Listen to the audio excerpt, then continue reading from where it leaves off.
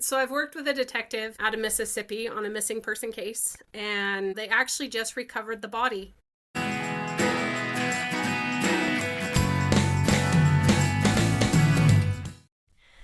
Today, we are going to talk about what sickness is and what it means to truly heal. Sarah Jones, one of my dear friends and mentors, is joining us for this discussion today. She is an empowerment mentor who supports highly sensitive women on their journey to empowerment through self-discovery and healing with Jesus Christ, which is awesome. And we'll have some pretty cool stories at the end of this podcast. If you're tuning in now, wait till the end. It keeps getting better, I promise. So we're going to start with introducing Sarah Jones. Hello. Hello, I'm so glad you're here. Yeah, what a blessing. So based on how you work with your clients and so forth, you understand sickness on a level that most people do not. Can you tell us what you see, what sickness is, and how you approach it and try to help your clients release it? Absolutely. It's a big question, but it's also simple, right? It's complex, but it's simple, complex, but simple. One of the things that I've come to recognize is that the whole is part of the sum and the sum is part of the whole. So whatever's happening in one area is happening everywhere. Even how we connect with the outside world is what's happening outside is happening inside, and what's happening inside is happening outside. And if we want more peace, outside we work on more inner peace. And the same thing can be said with sickness, whether it's mental, emotional, physical, or spiritual. There is a connection and a flow between all of it. And it's also a connection and flow between all of us when it comes to not only where we come from and who we are, but also how we interact with each other, how we see the world, what we're doing, how we're acting, how we're thinking, how we're processing. One of the specialties that I do with these highly sensitive women is we focus a lot on healing ancestral trauma because of the combination of both nature and nurture and how it comes through not only our genetic line, but also shapes the physicality of our brains through epigenetics, but also our emotional intelligence and all the different components there, and understanding that sickness is quote unquote. Yeah. But it's a combination of nature, nurture. It's a combination of our family. It's a combination of our community. It's a combination of actual nature surrounding us. It's a combination of respect and love. It's a combination of reverence and disobedience. It's a combination of everything. If we look at it, I'm on a hyper focus right now with my own immune system. Funny enough, John recognized that Jennifer and I are sick right now. And I had some allergies kick in about a week and a half ago. I was in Ohio and the weather was actually warming up. And then out of nowhere, I got slammed with allergies. And then those allergies turned into a head cold and a chest cold. And I've just had this massive discomfort and mucus and headaches and a horrible cough.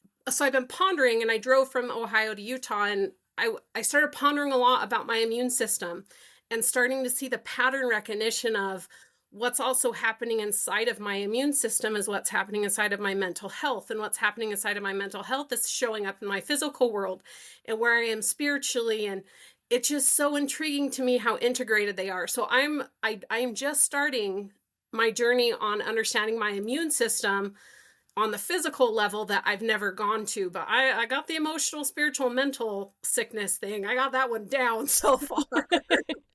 Would you say that sickness, I've heard it said so many different ways, but kind of when the aura gets weak, when light versus darkness, when we're not in a very good place, usually that's when sickness takes over. When I'm not getting enough sleep is when I get sick. If I'm getting enough sleep, I'm usually good, but it's that time when I missed several nights and I'm just not taking care of myself and I've learned that when I am tired, my energy obviously is lower, but it's also a light that I'm not giving off that can't protect me as well when I'm not rested up. And I agree. Or that could happen when you're having nasty thoughts about yourself or others too. It kind of affects that light. It does. There's something that I find interesting about light and shadow, especially in the construct of us being sick. For me, I have found that I do get sick when I am in shadow, right? When I'm there, but there's also this other component of shadow that's not just mine. Mm-hmm. Right? So I make choices and I have my own thoughts and I have my own things. There's consequences to it. However, there's also then, again, we're going to tie in nature and nurture again. Like, how was I raised to process things? What did I inherit that came through these different lines? What am I picking up from my community? Even the definition of sociology, right? The individual impacts society, the society impacts individuals. And that's even on our physical health, or the shadow that we might be in is also where we at. I feel in my life right now, I am also in the highest light that I've ever been in. However, I'm still sick. I Mm-hmm. still have this whole opposition of life that is existing within me where I still struggle. I have mental health struggles. I am autistic and have ADHD, and I have some very specific nuances connected to those with how my brain processes emotions and how I process stress and not stress. But getting sick, it absolutely does happen when we're in shadow, but it's not always a bad thing. And Mm-hmm. it can be this beautiful place of learning and this beautiful place of exploration, and required for me to even recognize that there is light, that the shadow of sickness, what Jennifer and I talked about briefly last week was this principle of how faith and light can bring us into the space of hope. And I can't have that hope if I don't have that doubt, or I can't have that light if I don't understand the shadow. And so, even though we do get sick in these spaces, I'm also of the mindset that it's good for us in a lot of ways to help us find out who we are and why we're here and what we're meant to do and step into our powers. Because with this neurodivergence that I have some pretty legitimate gifts because of it. Like, there's some legit things I can do because my brain does some kooky stuff. like, and and I think that that's the balance that we have to also appreciate with sickness and with challenges, is try to find, not even like try to find it, be willing to receive the good that comes with it as well. The journey. The There's journey. something to Yeah. be learned here, an appreciation for when I am well. That's a big one. And there's been times when I've been so sick, like with the flu type deals, where I remember sitting there, especially as a child, and trying to recall what it was like to feel good, and I couldn't. It's so weird to me that when I'm in that space, I cannot recall what it or feel in my mind, or I can't conjure it up. I can't remember what it like to feel good again. And for 25 years I was in a depressive state where I did not know what feeling good was. Yeah. I did Yeah. not know. I had never felt it. I'd seen it. I'd seen glimpses of it. I'd seen it in other people. I'd felt it for brief moments in myself, but it didn't last. And so it was easy to get into hopelessness and just accept the sickness, where I now believe that any sickness can be healed with the light of Christ. And I believe that wholeheartedly. Will it necessarily happen in this lifetime? Maybe not. I think it can kind of depend on us. It can kind of depend on the journey, what we're supposed to learn. If the whole learning experience for us was, no, you're sick your whole life, so you can learn these things, and it's just that kind of a sickness, then that's the purpose. But I'd say for the most part, if we want to heal, God can provide the way. Amen. Right. And one of the things that I was thinking of is people can become numb to the sickness that they're suffering.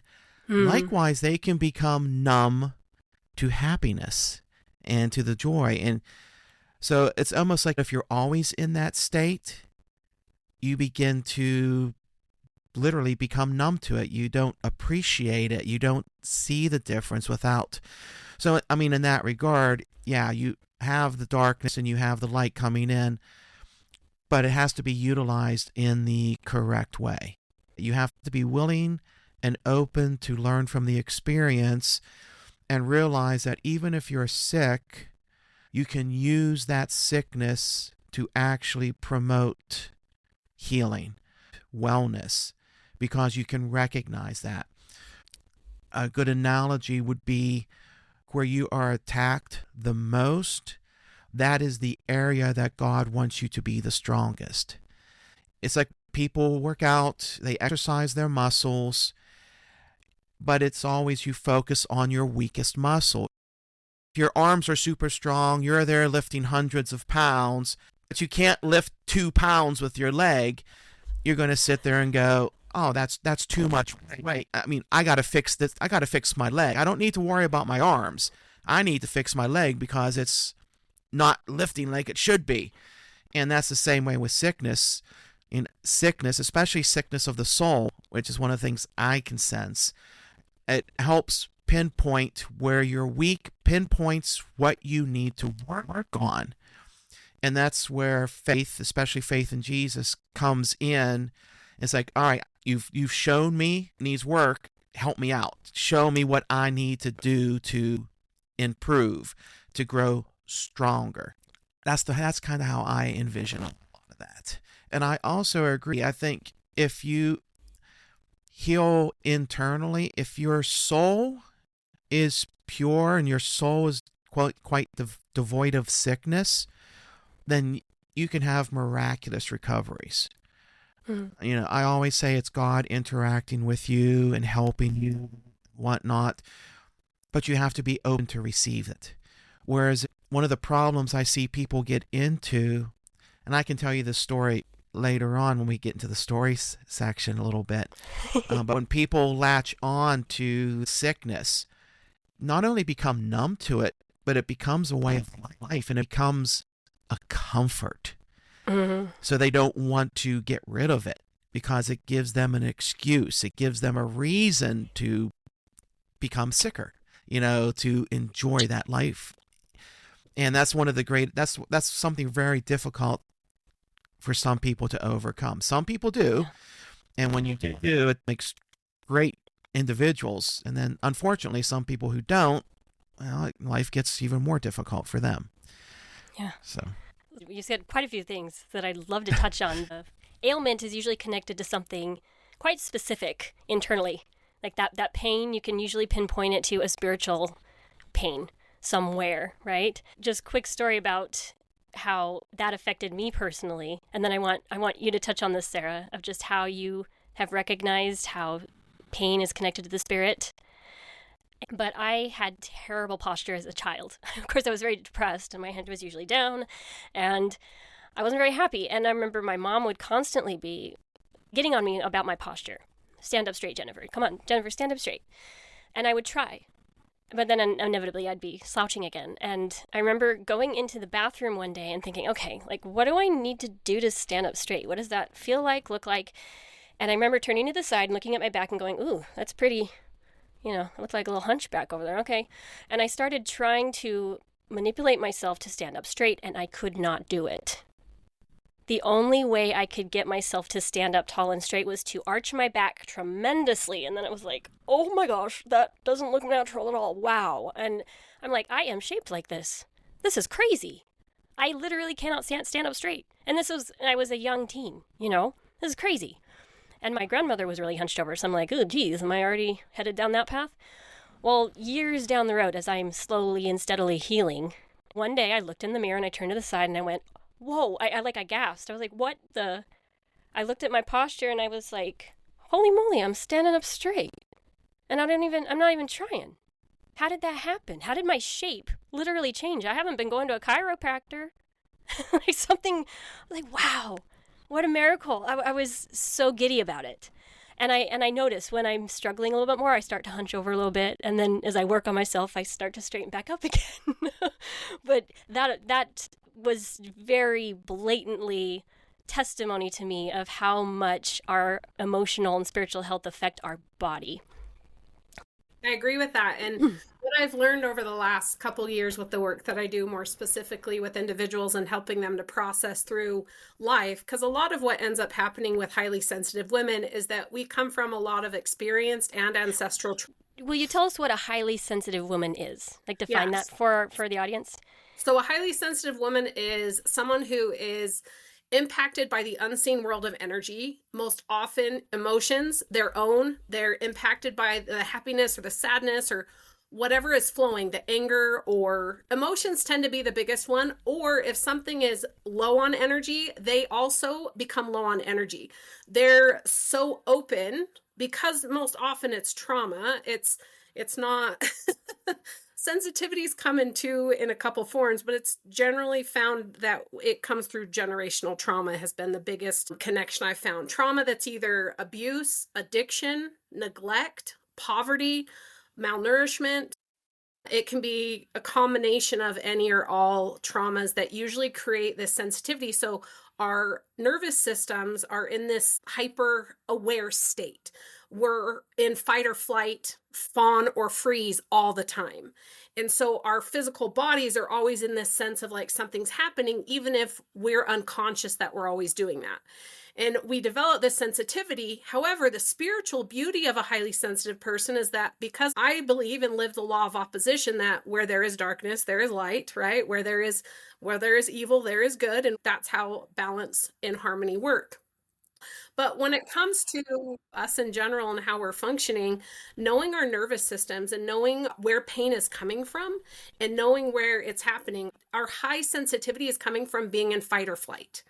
It really is coming and being in a very unconscious place of it, which means that we have fears that we don't recognize. I have a program where I talk about it, but fear is societal fears that we can feel, inherited fears, empath fears, which are their own beast. When you're a highly sensitive person, you're an empath. You feel other things. And unless you really know yourself, you don't know if it's yours or someone else's.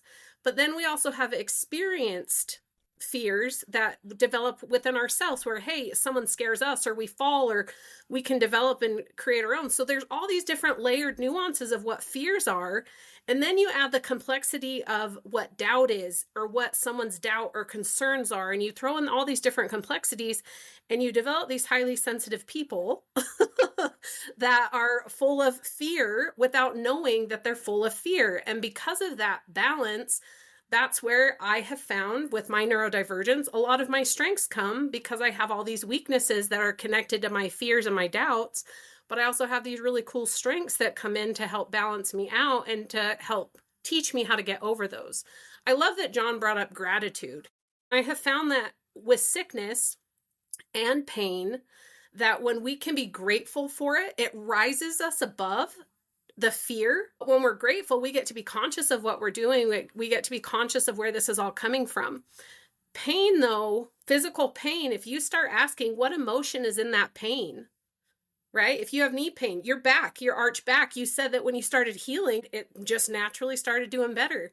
I would venture to challenge any of us who's listening to say, when you have a pain that shows up in your body, ask what emotion it is. And if you want to be nuanced, because you might be an empath or a highly sensitive person, ask, is this even mine? Where is this coming from?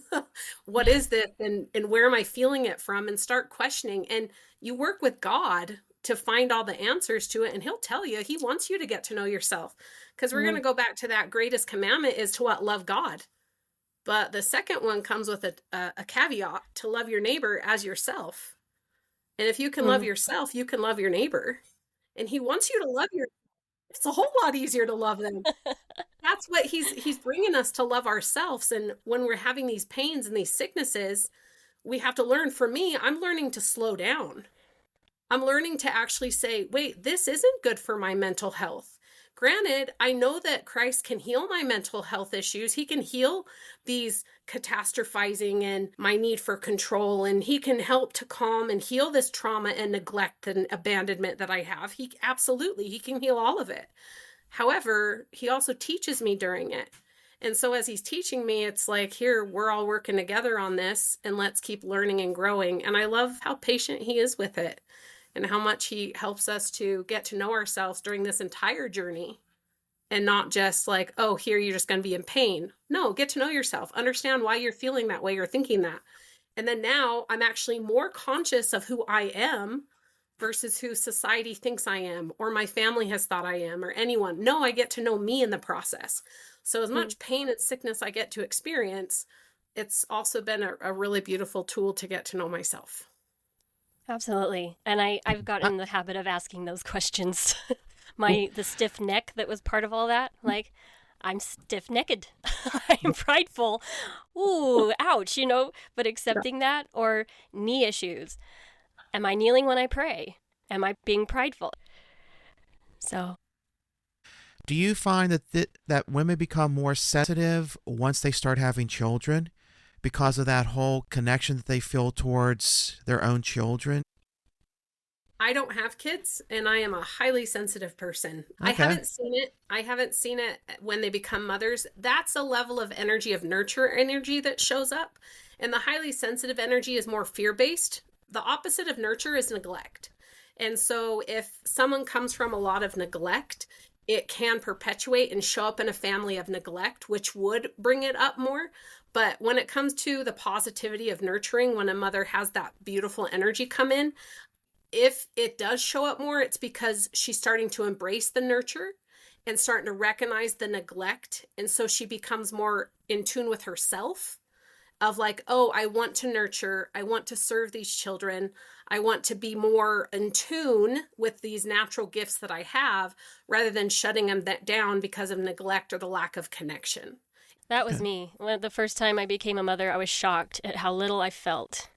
I didn't feel a connection to my baby, and it was very disappointing. I'd hoped that I would have that.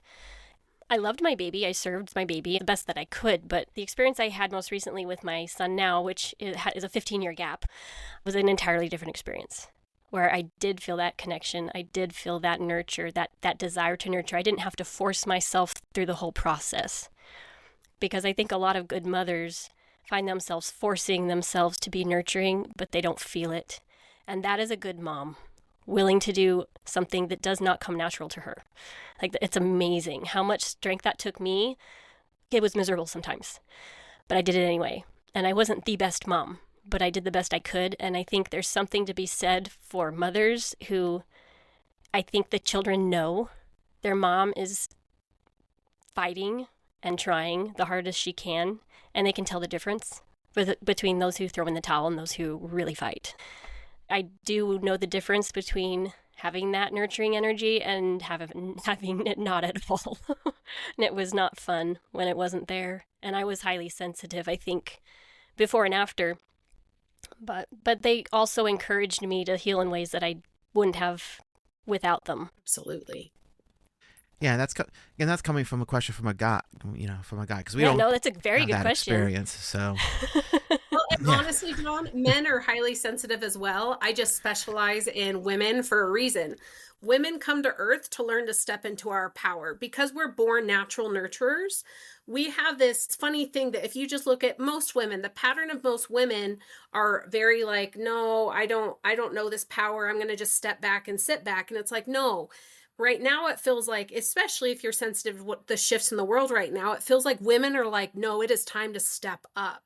Like, it is time to step into your spiritual gifts. It's time to step into your motherhood, that power of being maternal. I don't have kids, but I am absolutely a mother, and I am maternal in that sense of nurturing and loving and stepping into this power that we have where we can heal the sick, where we can help those who are blind, where we can serve in capacities that Christ has called us to do because we are his children, right? We are his daughters as well as his sons. Whereas men, my hypothesis at this moment is men are here to learn humility. Men are here because they're born with this natural power. They have this natural sense within them to like do stuff. And I, as a woman, I'm like, how do you think you can just do? And it's like, oh, you guys are here to learn to be humble through learning to become nurturers. And we're learning to be powerful because we were born with nurturing in us. And it's this whole lamb and lion principle that in the last days, the lamb and the lion, this masculine and this feminine, are going to lie down together without any ire, where we are powerful in all ways, in not only physical strength, but also in emotional and mental and spiritual ways. And not that we as women don't have pride. Jennifer made a point like, oh, Oh, I got I had pride. I had a lot of masculine energy.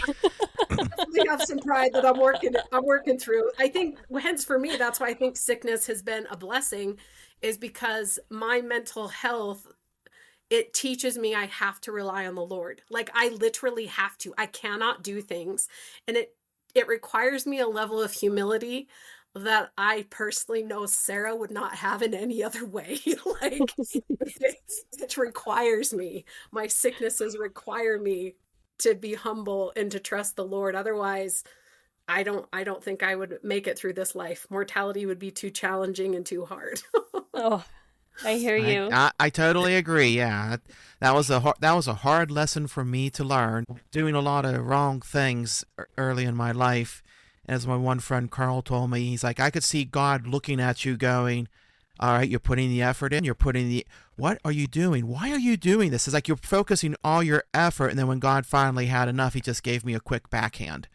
Set me down, and was like, that's enough. Yeah, I admit, I used to be extremely prideful and extremely arrogant, and that in a way was a sickness within my soul that I didn't even recognize. And it took some major events before it really dawned on me how much of an idiot I was. And I know you're not supposed to say that about yourself, but that's the easiest way I can explain. It's like, I think most of us are embarrassed of our past selves a little bit. I know I am.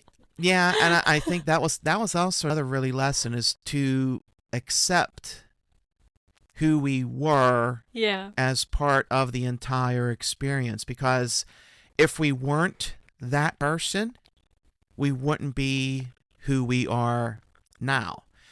And it's like when God looks at us, he doesn't look at you in a momentary snapshot. He looks at you from your entire life, from the moment you're created to the moment you pass on.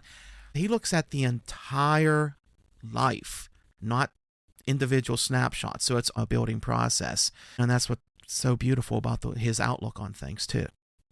Yeah. So with that said, the whole denial thing. How many of us deny that we're sick, or deny that we want to be sick? If you went up to somebody who was sick and said, "Oh, I think you want to be sick," they'd be like, "No, I don't." But then I'm looking at them going, yeah, you do. But there's nothing you can do to convince them. You can just see it. But how often do we do that, Sarah? Like, percentage, when we're sick, is there a part of us that wants to be sick? And why do we do this? And why are we in denial? What's the deal? I have found the human condition. It's a human condition, but I've also found the connections with the very specific times are what's going on in our families, what's going on in the dynamics of how we process anything. And I'm going to keep going back to emotions, because emotions, unprocessed emotions, can cause us the most sickness. Unhealed emotions, unhealed trauma, unhealed hurt and pain, where we have not turned and given it to God, can cause us sickness. And one of the things that I found the most interesting is that, for me personally, this last year in 2024, I was taught that my faith was not where I thought it was. I could do some amazing things, and I thought my faith was so great that I can move mountains. And God said, Sarah, like, you just keep moving stuff around. You're not getting out of the boat with me. Like, you're just moving stuff around thinking that that's faith, but that's not faith. Faith is actually relying on me. Like, faith is actually trusting me, not trusting you to do the thing to trust me, but you actually trusting me. And I think when it even comes to our sicknesses, we don't even recognize that these things have become our friends. These things have become so familiar and so comfortable that we become comfortable in the sickness, which is what John talked about too, is that we are so comfortable. I was friends with sadness. Sadness had become my best friend. My dad left when I was 2. He abandoned our family. And I had a whole bunch of, I still have massive issues that I'm overcoming about trust and abandonment and all those things as a 42-year-old. I am still working on that. And the thing that I find interesting is that I had to become aware of where I was at to say, oh, sadness has become my friend. Oh, I'm more comfortable with sadness than I am with feeling content and feeling happy. Oh, that's not, and I didn't even see it. My husband, when we were dating, he's like, why do you make everything sad? And I was like, what are you talking about? Why do I make everything sad? He's like, you make everything sad. I was like, no, I don't. Literally 6 months later, I was in the car with my mom driving, and all of a sudden I made something sad, and God came in and said, boom, you just made that sad. And I was like, oh, my husband was right. I do make things sad. Oh no. And it just all clicked. And I understood that as a little girl, sadness was so much more familiar to me than any kind of comfort or level of happiness. And we can do the same thing with pain. Recently, what I'm realizing is that I don't give myself permission to rest. I haven't, unless I get sick. So guess what happened? I got sick so that I would rest. Can rest. Yes. And so in that time frame of the last 7 days of when I've realized, Oh my gosh, I did get sick because I wasn't giving myself mental, emotional, spiritual, physical rest. I kept trying to do more than what I, Sarah, can handle, which then got me, Sarah, sick. And we just get so used to it and we think, no, God wants us to go, go, go. When did he ever say that? When did he ever say, don't take care of yourself? There's a difference of when we're sacrificing to him and for him, then we're just sacrificing. It's like fasting without prayer is just starving yourself, right? If you're doing a fast of not praying and asking God to help you, you're just starving yourself. But if you're doing the sacrificing and the giving, giving, giving with him, then blessings come. But when you're not and you're just doing it out of pride, because that's what you think you're supposed to do, then you Mm, get sick. yeah. And I could not imagine, or like the idea of being happy Mhm. made me uncomfortable because I'm like, how would I even act? What would I even do if I felt that way? I couldn't even imagine myself fulfilling that role, or it was like awkward, you know? But you look at that dynamic too when you look at, so in my family line, we have something that I found last year during all the healing that I was doing. We have this toxic toughness. We Mm. have this toughness that we say we can do anything and we can get through anything. However, we just stay in the pain. We stay in the discord. We stay in the horrible stuff just because we can endure it. We can do it. And God was teaching me last year, that's not what I'm asking of you. I want you to come to me so your burdens are light. Take my yoke upon you, right? Don't do this by yourself. Oh, but my family dynamics, that's all we've ever known. And that Mm-hmm. also means that in my family dynamics, from parents to grandparents and great grandparents, the 4 generations that I'm aware of, they didn't rely on God. They relied on themselves. So, me being born into a family that doesn't know how to rely on God, why would I magically know how to unless He blessed me with it? And in a lot of ways, He blessed me with the ability to ask questions. Well, at church, I think a lot of people think that they learn that at church, but I certainly didn't. I did not learn how to turn to God at church. I learned the principles, but it took my world falling apart and basically my heart being in a million pieces and letting God put it back together to have that light bulb of, oh, this is the application. It wasn't so black and white as I thought. Oh, and it really did take that kind of hardship. It doesn't have to, but to understand what the atonement means. It's not about suffering or feeling grotesque guilt for your sins. It's about changing and letting him change you. You're not doing the changing. You're letting him change you. And then it just occurs. Like it's really that easy once you figure it out. Getting to that point, not so easy. Wasn't for me. Yeah, and unfortunately, I think that's a common issue, regardless of your denomination, about not teaching children, not teaching people what your church means. What is the history of your church? How do you pray? Why do you pray? I mean, it was great when I got brought into the church. I went through the 6-week CCD program. I did all that, but I would just go to church because that's what you did. You went to church and you prayed. But I didn't understand, I didn't learn until my first year of college when everything bad happened. And it took my friend who was taught, who did learn, to teach me everything. And that was one of my first thoughts is like, why isn't this taught? Why don't we teach the children this? It would make life so different. And then I eventually discovered throughout the years that it really becomes almost like a church by church issue, because I've been to some churches where it's devoid. When you walk in, you feel no energy, you feel empty. And then other churches, I can see children that know things because they've been taught. It's like night and day, and the beauty and the energy and the spirituality, it just blows you away. One time I went to a cathedral. The cathedral was filled with close to 1,000 people, and they're all in there praying. And I'm like, I don't feel anything. This is empty. It's hollow. And then I come to a church that only has 20 people, and they're praying, and I'm almost blown out of my seat by how strong their faith and the spirituality. So, in that regard, even when it comes to healing and being around others, you heal more around people that are on that same wavelength, that have that Mm-hmm. same energy, that same spirituality, because they're more in tune with reality, for lack of a better expression. I mean, that is the reality. That's the spiritual reality that people are missing. That's a devoid in their life. And that's kind of, in my opinion, that's one of the saddest things about this day and age, is just that emptiness. Yeah. Can I expound on that really quick? Go for it. Yeah. What Jennifer and John, what you guys were both saying is Jennifer asked, like, how do we do this? And then John talks about prayer, and he talks about what I feel is a big difference between culture and faith, right? Are we doing the things that we're doing out of culture? Or are we doing the things that we're doing out of faith? Are we serving and loving God because we want to or because we think we have to, right? But when we come to understand why we're doing things, last year, again, 2024 was a massive year for me, but it was also the hardest year of my life.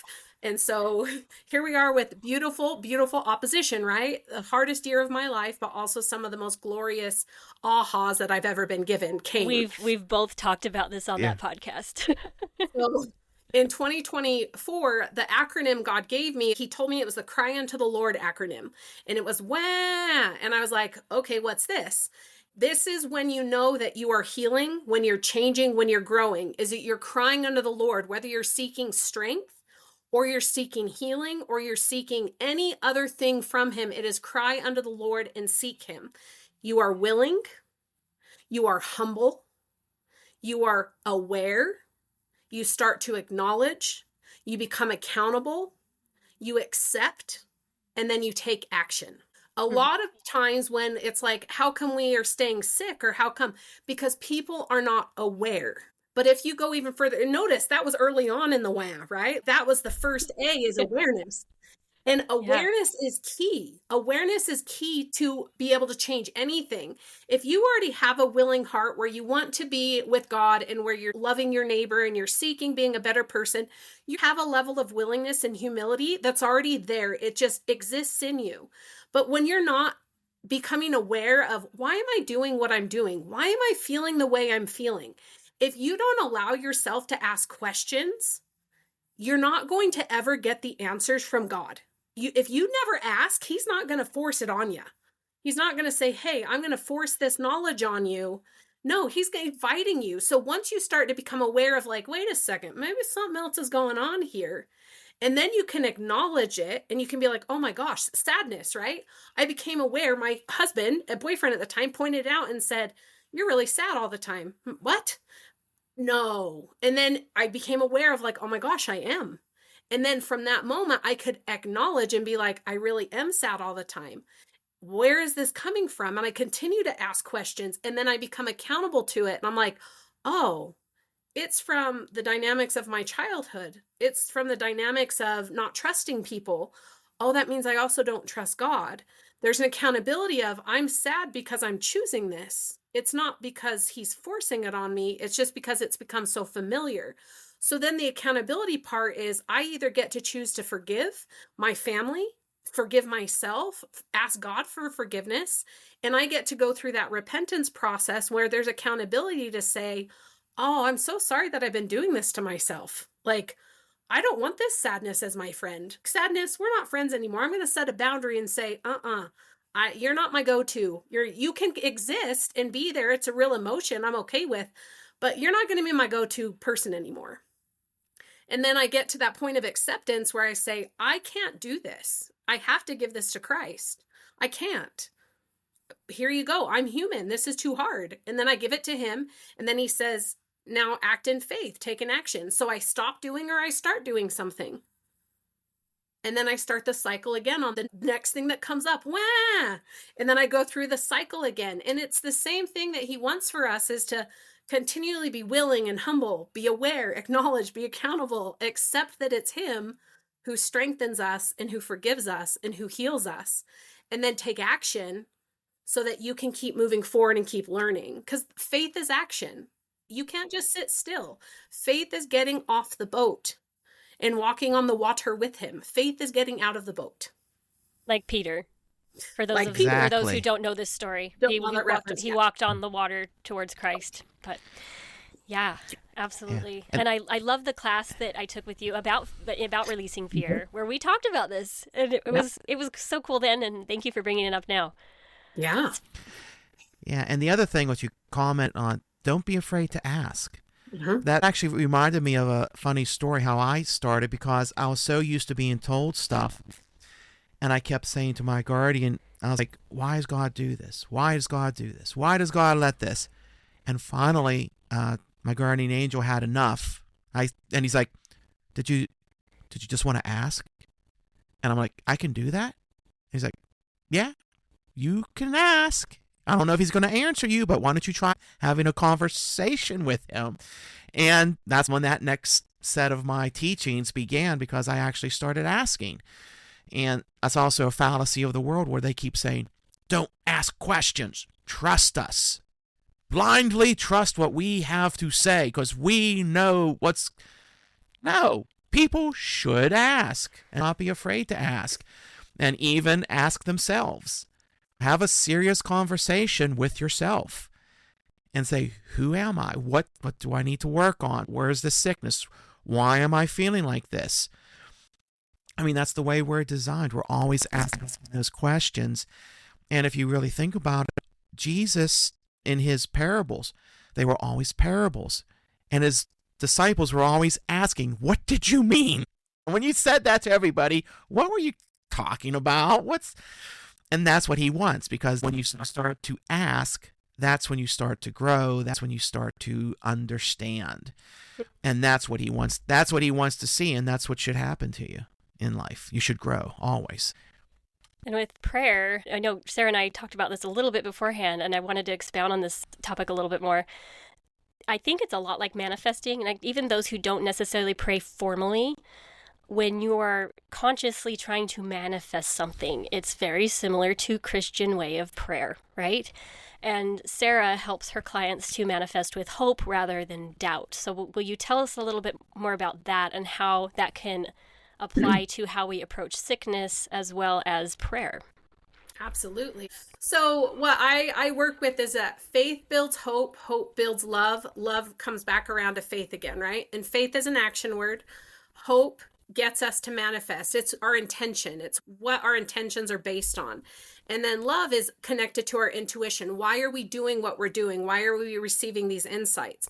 When we come to understand why we're not manifesting, looking to the future of a life without depression or a life without a sickness, and you're trying to look forward and manifest this life without it, if you don't have hope that it can change, and you don't have hope that things are going to be any different, or you doubt that they will be, this is my phrase that I use if you're trying to understand if you have hope or not, or if you are hopeless, because it's more common than not to have no hope, just FYI. It's a pretty common human characteristic to be low on hope. But if you find yourself saying or feeling, this is just how things have always been, this is just how things are, or this is how it's always going to be. Yes. Whether that's about your health, whether that's about a relationship, whether that's about your finances, whatever it may be about, if your mindset in any way, shape, or form says, this is just the way it's always been, this is how it's always going to be, there is no hope there. And you cannot manifest without hope. And hope is Christ. Hope is saying, I can't do this by myself.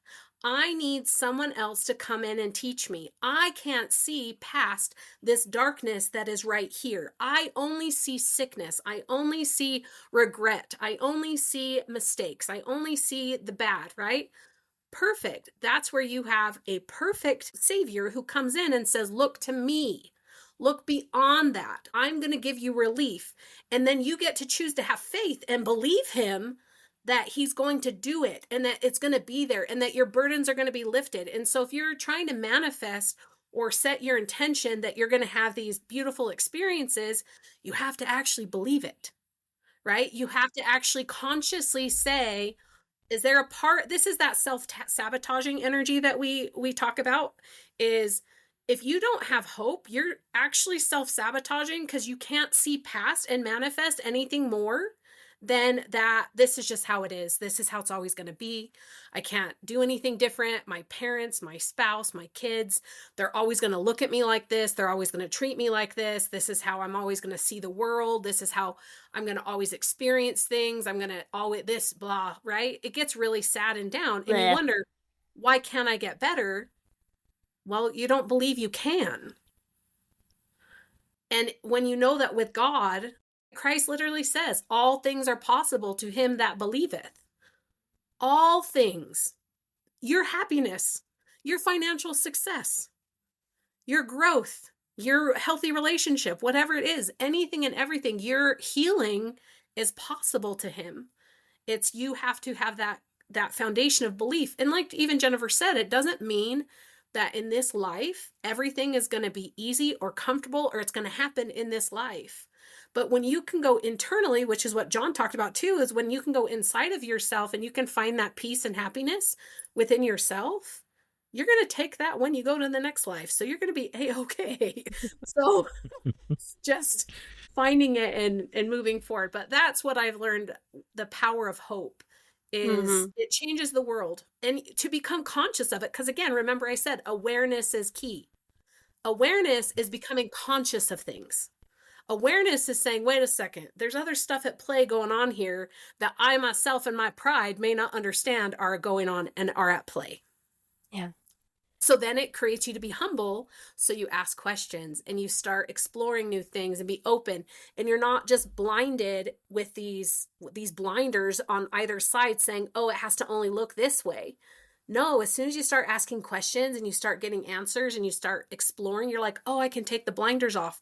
Or God takes them off for you and says, look, there's more. Yeah. When you are sick, you are blind. When I was depressed, I could not see the way out. I had no clue. When I finally gave it up and handed it over, I didn't know what it was going to look like. I'm like, this is impossible, but I know you can do impossible things. Thank you. And it's literally all the miracles that came after that were nothing I had ever heard of, ever done. The people that just came forward, gave me things, offered me suggestion. It was all there. God was just waiting for me to say, okay, I give up. You do it. Literally, he was just like, finally. Because I could not see any of it, and I never would have. When you are sick, you have to understand that you cannot see the solutions. And just because you can't see them does not mean that they don't exist. They exist. You have to just believe in God that he knows what they are, even if you don't, even if you've tried everything you know. And I've heard it so many times. I've said this before, but, oh, I've tried everything. No, you have not. If you'd tried everything, you would be healed. Because God knows what you need. And that's the other thing people have to realize going into pride. When we want something, it's what we want. You have to really let go and realize, this is what I would like, God. It's in his way. He will give you what you need, not necessarily the way that you envision it. And you have to be willing to accept that part of it as well. And personally, I think God has a little bit of fun with that. And his way is always better. So no matter what method of healing you think might be good for you, in a sense, when you give it up to God and you ask God to generate the healing to help you heal, the way he does it is like 1,000 times better than if you had gone with your original thought or your idea. That's also really important to do. When you let go, realize you're really letting go and letting God do what he does best and run with it. And just be aware that if he's going to laugh, you should laugh with him. Mm-hmm. Because sometimes he has a sense of humor. He has a serious sense of humor. I've learned that one. Yes, I've learned that one. He's done a few things, and I've just been like, oh, gosh. Really? Yeah, he does. He has a good sense. I have a story about sickness that I wanted to insert at some point before we talk about your intuitive drawings. If there's anything else you guys want to say about sickness, we could definitely do that. But I just wanted to demonstrate the power of the mind in how sickness works. So when I was in second grade, My best friend had a fever. She was complaining on the playground that, I don't feel good. Oh, just doing that. And all the kids were surrounding her and going, poor Heather. Oh, like poor Heather. And she was getting all of this attention from being sick. So I got the bright idea to pretend to be sick. So I started going, I don't feel good either. And then I started getting attention, right?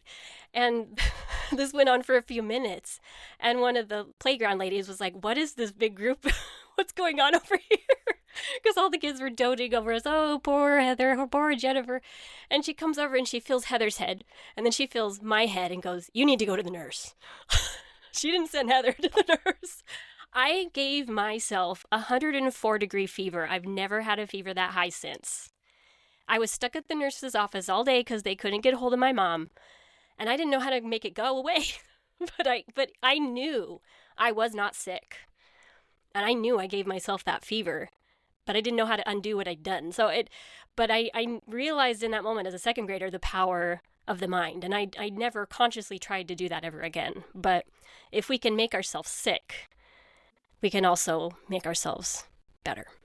Amen. That we can. We can absolutely. Amen. And God wants us to. He wants us to believe in his miracles. He wants us to connect with his creation power. He wants us to align with his will. He wants us to be happy. He has mansions prepared for us. He has the abundance of life prepared for us. He doesn't want us to live in squalor, but he wants us to choose. He wants us to learn and question and grow and get to know him and rely on him.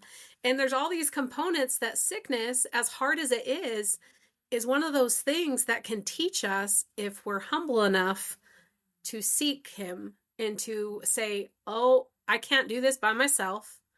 I can't get over this at all. My mental health, my neurodivergence, I can't get over this. Like it's in here. It's the biology of my brain as well, right? It's not just other things, but he's like, all right, let's give you some tools, Sarah, to help reconnect some of your right? Let's get you some healthy pathways created. You're going to still have these certain things happen, and you're going to still have these sensations going on in your system and these nuances that you can't not do, but I'm going to mild them down for you over time when you learn to rely on me. And it's been the coolest thing to transition and know that I have the power within me because I am his. And we get to do that. There's one other thing that I want to mention is we keep talking about relying on God, relying on Jesus, and that's accurate. At the same time, love thy neighbor. Don't forget, whenever someone is sick, it gives other people the opportunity to come in and aid you, and it grows that whole community of awareness, of wellness. It allows people to act in a way that's pleasing to God. So if you're sick, yes, you need to trust God, you need to listen to Jesus, but a lot of ways that he does that is through others. He will send you help through others. He might send you Sarah. He might send you Jennifer. You never know. And you have to be willing to accept that as his solution. It always goes back to that funny cartoon. The guy was stranded on the top of his house during a flood. Helicopter came and he's like, oh, no, you can leave. God's going to save me. Boat came. He's like, oh, no, God's going to save me. Someone else came. He's like, oh, no, God's going to Eventually he drowned and he died, and we got to heaven, and he's like, why didn't you save me? And God's like, well, I sent you a helicopter. I sent you a boat. I sent a whole bunch of other people. What else do you want? You have to realize that that's also a way that God works, and that's what he likes to do. He likes to work through others because not only are you learning, but so are they. They're learning how to help others, just like you're learning how to be helped and how to realize you can't do it all on your own. The beginning of my healing journey, I could not rely on Christ because I didn't have that connection. I didn't believe he loved me or could heal me. To an extent. I mean, I did surrender and I had that moment, but even after that, I had so much doubt. But it was the people he sent because that's what he knew I could receive. I needed the people who could then be that kind of middleman to that they could connect to Christ. I felt love from them, and then they could slowly bring me closer to Christ, so that now, most of the time when I'm ill or sick, I have the tools, I have the access, I can use God and God alone in most cases to heal myself on a regular basis. But that was not always the case. So we do need intercessors. We need people who are closer to Christ than we are. It doesn't necessarily mean a Christian. I mean, if those who are listening who are not Christian, it's just someone who's closer to the light, who understands that love and who loves us the way that God loves us, because we're not ready to receive God's love yet. Absolutely. I would love now to diverge into your coloring pages, because you made an entire coloring book for overcoming depression. What the title? Processing through depression, wasn't that it? Processing through depression. Yeah. Yes. Processing through And depression. it's like 40 pages, right? Yeah. And that is one of many tools that someone who's struggling with depression can use to start healing. And it's very affordable. You can get 40% off with code I'm Aquarius on Gumroad. I mean, there's a link on my website. One of the pages in the workbook that I just published, the Overcome Depression workbook, you can get on Amazon or Barnes & Noble. They're beautiful. But please tell us more about your coloring pages. What gave you that idea or the inspiration, and then where that's gone? That is a completely divine inspiration. That is definitely divine. Never in my life did I anticipate creating intuitive coloring pages to teach people how to tap into their intuition and their creation power, and to better be able to feel themselves. That was never in my never in my purview to even understand that was a possibility, but God knew. And one of the things I love that John brought up about helping people is my faith is on those pages as well. And so what, Jennifer, when you said I wasn't at a place where I could do that, whenever we interact, and I'm a highly visual person, I visualize, I see things. And so these coloring pages work really well for highly sensitive people and visual learners or hands-on learners. And it taps into your creation power, which is your intuition, and you're coloring based on what you feel, not what you think is supposed to be there. And it's a very cool experience to color on it and then have these thoughts or these memories come into your mind as you're coloring. And then you get to choose, set your intention to let things go as it's happening. And you're choosing faith, hope, and love. You're choosing to take action, set your intention, and follow intuition. So you're enacting all these beautiful powers of God while you're working on it. And I learned I had this skill set, 6 years ago. My husband introduced me to something called subconscious drawing. And what was happening is I was drawing, but it wasn't my subconscious. I could feel that it was a higher conscious energy. And I could be told a phrase or be told something, and then I would draw it. And it was this unseen world of energy or emotion that was now on a page, so you could see and interact with it. And that's what these coloring pages are, is I have tapped into the energy of what it is to process through depression. And in the case of the example Jennifer talked about in her workbook, that specific page is based on the energy of overcoming depression. And so all of them have these different interesting feelings. You'll feel connected to some of the pages to color on. You'll feel connected with certain colors. It's a very, very enjoyable and simple process to start trusting yourself. Faith is an action word, and if all you need to do is pick up a crayon to start working on it and start taking small action, it's a comfortable way to start processing. It's a lot less intimidating than talking through things when you may not be ready to talk through or have any ability to even articulate what you're feeling or what's going on, but it gives you a way to visually see what you've been feeling. Mm-hmm. Yeah, so easy. Anybody can color a page, even if it looks like a child did it, which is what mine looks like. Yes. I will invite them. So you don't have to stay in the lines? No, I invite you to actually not stay in them at all. No, and even John, that thought process of like, that's where your conscious mind is going to try to stay. No, don't do that. Stay in the lines. But you have to trust your higher conscious mind that says, no, I want you to scribble, or I want you to tear it up, or I want you to make it look however it's supposed to look. And so I love intuitive creation for that purpose. It's not supposed to look a certain way. It's supposed to symbolically be what you're feeling. And one of the reasons I love the PDF that Jennifer's talking about the coloring book PDF is you can print out one drawing as many times as you need to, because sometimes I'll give homework to clients. You have to print that one out multiple times, follow your feelings, but it feels like it might be 5 or 6, and then just work on it until you feel peaceful. Like, just keep using that same page until you can process out whatever it is. And it's been really cool to see that process with clients. I also, from personal experience in doing these coloring pages myself, I don't think too much when I'm coloring them. I just kind of do it. And then after the fact, maybe next day, I'll start looking at it, and just intuitively some of the things that I drew will pop out at me and go, oh, I know what that means. And I drew it or I colored it, but I didn't know what it meant when I was doing it. Yep. So it's pretty cool. They're really fun. I personally, that's how it started for me. But now I get the impressions. I feel it now as I'm drawing. I can feel what it is. And so I'll take notes on certain things as I'm drawing. But not all the time when I'm creating a coloring page do I get the insight, just sometimes. But when it's my own and I'm coloring, or I'm working on someone's energy specifically, I'll get it. I used to use them a lot when I would work with clients, just to help if a client was stuck and blocked. It's the fastest way we can help identify where their block is start drawing their energy. And it's a really fun tool for professionals as well who work with clients to give. I'm looking, and still I have someone I want to connect with, but I'm still looking to get it researched, because I want to use it as an art therapy tool, like an actual researched art therapy tool. And I want to work with a neuroscientist. So I have feelers out for a couple of people that I'm going to be reaching out to see if we can do some research on it.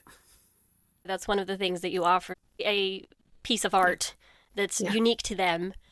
And then you send it to them, either picture or, I don't know, maybe in the mail. I don't know. But it's pretty dang awesome. Unique experience and special, because it's like, oh, that's mine. Well, most people, when they see it, they're like, that is me. Like, they can feel it, and it's really cool. Yeah.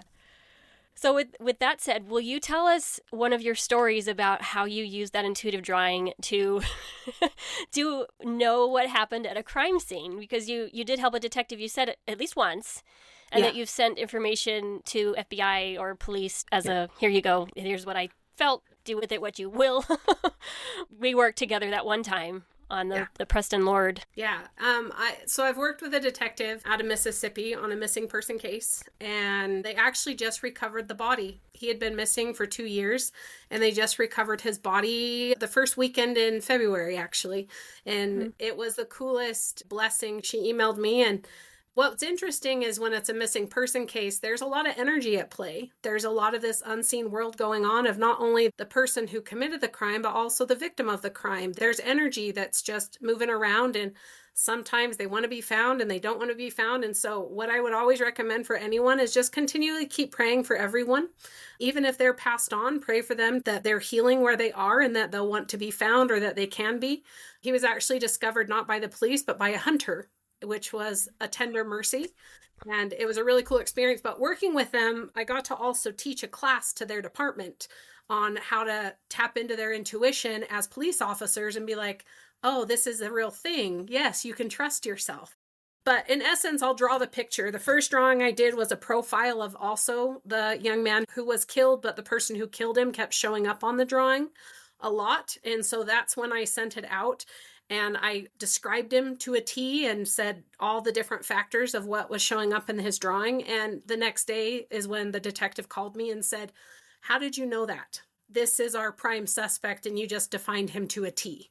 This is who it is. And it's a very humbling experience to recognize that God uses our gifts and he strengthens us in the areas where we're comfortable. Not everyone would be comfortable working with deceased people or missing persons cases, but I am. For astrology folks, I'm a Scorpio moon, and I like going deep. And so it's a comfortable place when I'm there with light and when I'm there with Christ. So, but working with them was really neat. And the other one that stood out a lot was there was a missing person case in Utah, and it was a dad who went missing. And my husband was a professional networking colleague, like he had met him. And he saw that he had gone missing and asked if I could draw a map to help them locate him. And it felt like he had passed away. And I connected with the wife and sent her the map. And they found his body within 24 hours of getting the map. And what was really interesting in that case is his brother called me 2 days later and said, "Can I talk to you about that map that you made? And can you help me know how you knew where he was?" And he was able to describe for me everything that was in my map and everything that was in my drawing and how it was actually where he was. From the location of the campsite they found him deceased at, to the different components. He's like, "I knew he was in the Uinta Mountains." All these different components came out, and it's a matter of getting to know our gifts, but doing it with God. Any spiritual gifts, if you want to strengthen it, you have to work with the Lord on it, but you keep taking action to refine it. And you keep working with it. And I couldn't do what I can do now with my drawings and how I feel them. I couldn't do that at the beginning 6 years ago at all. Like, at all. But I can now, even without a drawing, I can feel things now that it's amazing to me that I'm like, oh, that's a huge blessing. But it's because I've nurtured the gift with God. And I chose to not be afraid of it. I chose to trust him and say, "This is weird. It's weird that you're having me do this." I acknowledged it because I think it's strange that I can draw energy and I can find missing people, and I think it's weird. But I worked with him and communicated with him, and he kept reassuring me and validating. And every time that it helped find a missing person, or I connected with family, or even in the case of, like, the Idaho murders of those 4 young adults who were killed. And I drew a profile of the killer, and it actually is the profile of the man who's on trial right now. And as morbid as we think some things are, it's also validating for us to feel these things intuitively. And it's not that we have to talk about them, but it helps validate our relationship with God when we have these small things happening.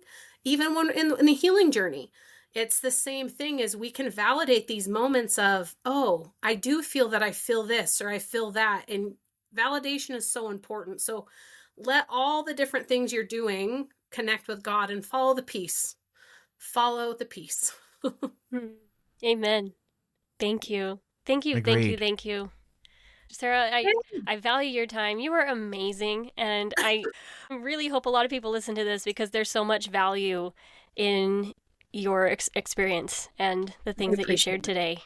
Where can people find you if they want to work with you, and what other things do you offer? Because you offer quite a few different things. I do. Right now, I have a free training called Move Your Mountains, and it's specifically about how to use faith, intention, and intuition to get you through the fear, the doubt, and the indifference, and helping you to really understand how fear, doubt, and indifference are your blocks in life. And that's a free training that's actually available at any time on my website at sarahjonesmentoring.com/Move Your Mountains.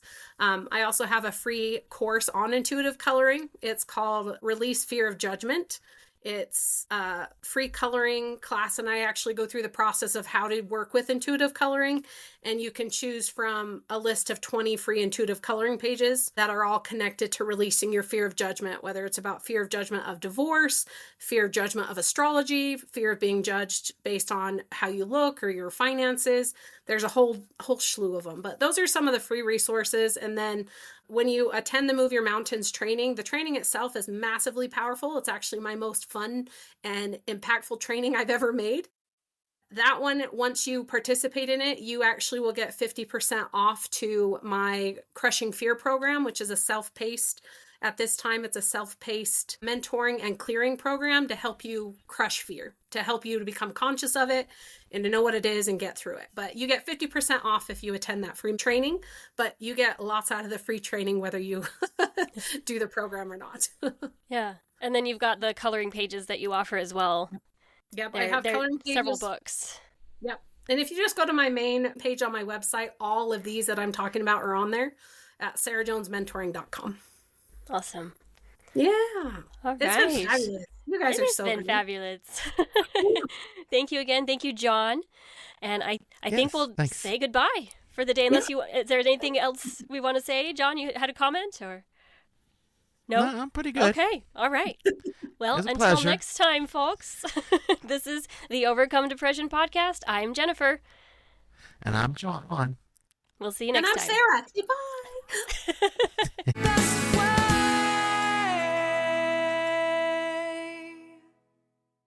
bye. If you are new to this podcast, please go watch all of the hashtag introduction videos first, and then consider downloading the Overcome Depression workbook. Links in the description.